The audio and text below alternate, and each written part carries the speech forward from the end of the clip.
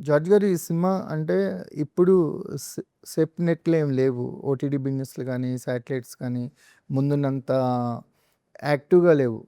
So, will you prepare for that అండి? అంటే ఈ సినిమా థియేటర్స్‌లోనే సేల్ అవుతుంది అనే ఇది ఉందా? నేను చాలా గట్టిగా బిలీవ్ చేస్తానండి అది. ఎందుకంటే ఈవెన్ థియేటర్ పక్కా థియేటర్ అని ఎందుకు అనుకున్నాం. ఈవెన్ డాల్బీ మిక్స్ చేస్తున్నప్పుడు నేను ఇంజినీర్ గారితో నేను ఒక మాట చెప్పానండి. మనం ఎంత రియలిస్టిక్ వెళ్తున్నామంటే ఇక్కడ ఒక సబ్జెక్ట్ మాట్లాడుతుందంటే ఆ వెనకాతల ఒక బోట్ ఉంది. ఆ బోట్‌కి అల కొట్టే సౌండ్ ఆ సౌండ్ కూడా మనకి రావాలి. ఇంపార్టెంట్.